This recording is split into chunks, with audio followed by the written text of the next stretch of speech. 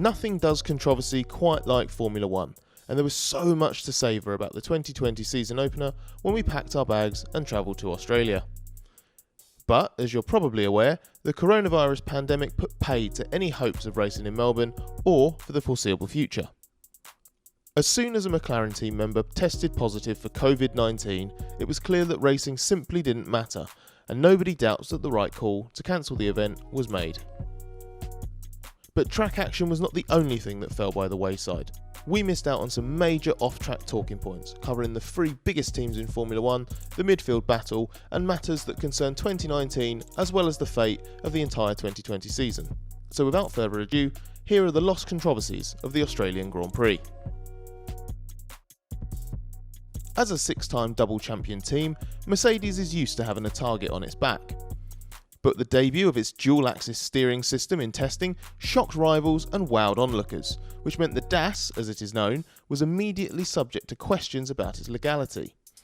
In the short time the F1 paddock was open for business in Melbourne, it was clear that Red Bull was adamant if it saw Mercedes was using the DAS, it would lodge a protest. The grounds on which Red Bull would protest are not known for certain, but may centre around whether it constitutes a change of suspension settings and therefore breaks the Parc Fermé rules. These rules govern a team setting up its suspension before the start of qualifying and then cannot change it again during the race. Red Bull contests that the DAS, which functions by moving the toe angle of the car in and out in a straight line or just ahead of a corner to perfect the setup for the relevant part of the track, was changing these settings. Or perhaps it might contend that the purpose was aerodynamic. The FIA has been consulted by Mercedes throughout the development of the technology and has not expressed any objection to it. But that does not prevent any team from making a protest to the race stewards, specifically outlining the grounds of its objections. This can then be heard by the FIA and lead to a change of opinion and a different ruling.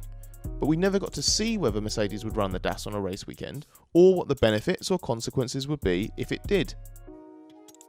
A sort of part 2 of the Red Bull-Mercedes fight was also settled pre-weekend.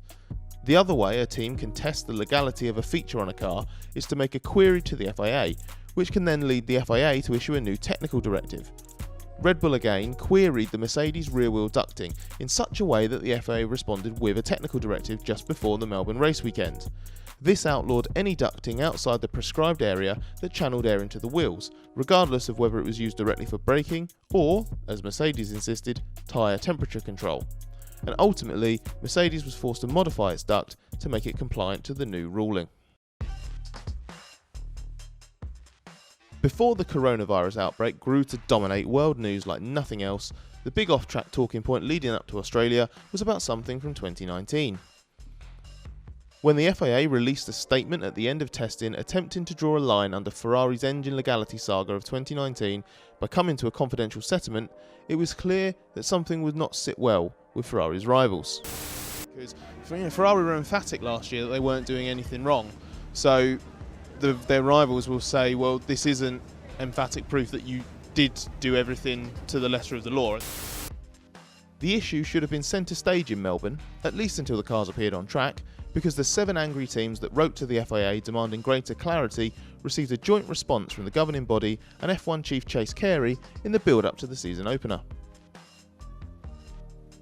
This response reiterated the FIA's original position of judging the agreement to be in the interests of F1's image and something it was empowered to reach within its regulations, but the teams were understood to be considering their next move. However, given the circumstances, it was considered more appropriate to leave the issue until after the Australian Grand Prix. And, curiously, it appears Mercedes has backed out of such action, having initially been a key part of the objection. Other factors may well be at play that determine how severely this is followed up, but we know Red Bull, at the very least, is still troubled deeply by the situation and feels it may be owed lost income from not beating Ferrari in last year's Constructors' Championship. While this issue is far from dead and buried, unfortunately, the lost weekend meant all parts of the story became nothing more than a footnote in Australia.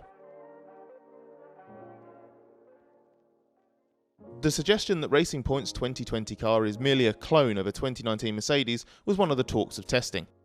Not only did it look near identical to the dominant car of last year, but it also appeared to be very competitive. So it was no wonder that some of the team's rivals, particularly McLaren and Renault, raised eyebrows. There were suggestions a protest might be lodged against the design of the car, on the basis that it could mean the team no longer qualifies as an F1 constructor. While such a protest might be unlikely to succeed, the motivation might have been rooted in forcing the FIA to modify its regulations on technical partnerships in the future. Article 6.3 of the sporting regs lay out the need for teams to design and own the intellectual property of the listed parts, such as bodywork services, survival cell, and the non-standard crash structures. But while non-listed parts can be purchased and freely used, as Racing Point does with the Mercedes gearbox for example, listed parts can't be.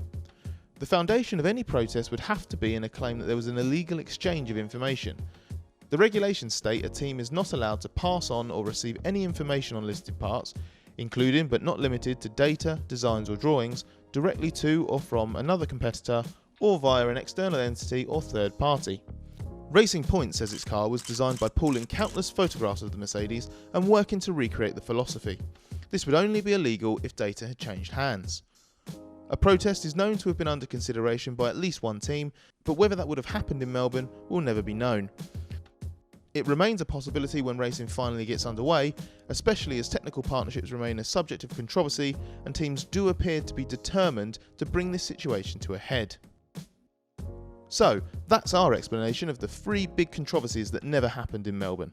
Let us know what you think in the comments below and make sure to tell us what you missed out on most from the Australian Grand Prix that never was. And if you like this video, give us a thumbs up and subscribe to our channel.